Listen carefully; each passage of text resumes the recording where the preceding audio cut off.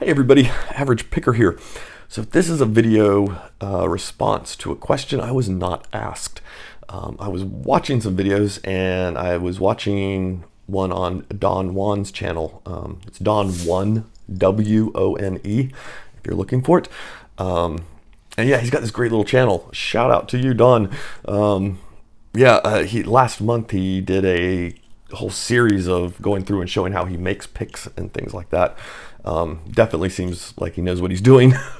Very skilled at it, and I love seeing those kind of videos because I've said before, there are some out there. We hit some spurts here and there, I guess, in lock sport where we show that process a little bit more. But I've always thought that's a side of this whole thing that's a little bit lacking. And I love that his channel has a good bit of that kind of content about just making handles and picks and stuff like that. I love it. But Rook Knight asked him what he thought of the Sparrows blank, and that's what I'm going to weigh in on. And I'm in no way disputing anything he might have said in that video or anything he is going to say in the future. Not by any means. This is just my 2 cents on the Sparrows blank. Now, with that said, I'm going to also say my 2 cents is based on the fact that I've never used a Sparrows blank. I've never been tempted to purchase one. And that's where my opinion on it comes from. So the blanks by Sparrows work out to be they're about $4 a blank. A Sparrows pick is about $3.90 to, well, I think $4.75 is probably the typical price. $5.75 if they put the plastic dip handle on it. And in my head, I'm like, why would I spend $4 on a blank when I could just toss you another 75 cents and get a whole pick from you, right? Cost-wise, I don't see why to do it. And so I've never been tempted to do it. Now, I love Sparrow picks. I have gotten tons of usage out of them. The Tron and the Attila I use almost daily or near daily, and I have pulled a year to 2 years of use out of any one pick, like daily use, before it starts to get to the point where I start to go, well, maybe this needs to be replaced. It's not behaving quite like it used to. So I'm sure if their blanks are even remotely the same thing they're making, just mere big dust thing just float by. If their picks or their blanks are anything the same material their picks are, the material is probably, on point. I think Sparrows is probably the best bang for the buck, pick-wise, just because of how much use I have gotten out of them and how long they've lasted and for how little they cost. But for making my own picks, what I usually do, and I think I've got some back here. So usually I spot watch on Amazon, and this is what I buy. It's a feeler gauge from Precision brand. This is in .015. It's about a foot long.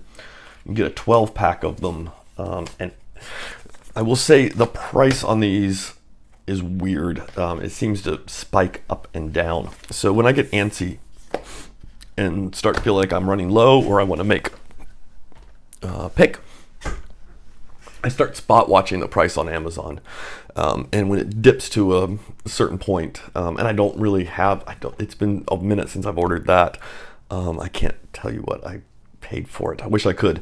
But when it drops low enough, and I'm pretty cheap, so then I just go ahead and order some. And it can take a little bit to get to you. So that is one thing to consider. And to me, it holds up just fine. I'm not one of these people that gets into a whole lot of different metals or anything like that. This one I think is it just says what? Feeler gauge, tempered and polished. I think it's stainless steel. Yeah, stainless steel. It's fine. I can get, even being sloppy, I can get 2 picks pretty easily. Or I get 2 picks without even thinking about it off of one of these. And you get, there's 12 to a pack. They're 12 inches long. Easily 2 picks to one single feeler gauge bar.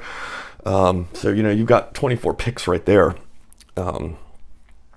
So yeah, to me it comes out a lot better. Now, I will say when I make picks, I'm typically not making a pick that I'm going to use every single day. I'm making picks for a specific circumstance or a specific lock. I may make a few general ones. I made a Tron one time in 15 thousandths just because I was like, oh, I kind of want a Tron in 15 thousandths. So I laid out a Sparrows Tron and basically cut one of those. I made a weird full dent Attila crossover by tracing both of those out together. And typically what I do is when I cut those, I cut them in half. I kind of end up rough shaping them into what looks like a blank. So it's got that rectangle bit at the end, like Sparrows does. And then I cut that into the shape I want. But these are picks I don't use every day. I'll use them a fair amount. I'll reach for them a lot of times if I'm uncertain about a lock, especially if it's a really gnarly keyway, because I don't care about messing those up, right? I don't make a great pick, but I make a usable pick. What I'm making is not pretty or work of art like many of you out there make, Don included. I make something that is functional, and that's it. And I don't really care about it. And that works out to be cheap enough too that, if I bend it up or twist it hard or something, I don't care. So a lot of times I'll use my picks in specific cases, but I don't have like a longevity to compare them to with the Sparrows, because I just don't have one that I've used every day for the past year. So yeah, that's my 2 cents on it. It's just not worth it. Like, if I just throw them the extra 75 cents and buy a pre-made pick. The amount of time I would spend putting into even cutting a blank is probably more than 75 cents worth to me, if you know what I mean.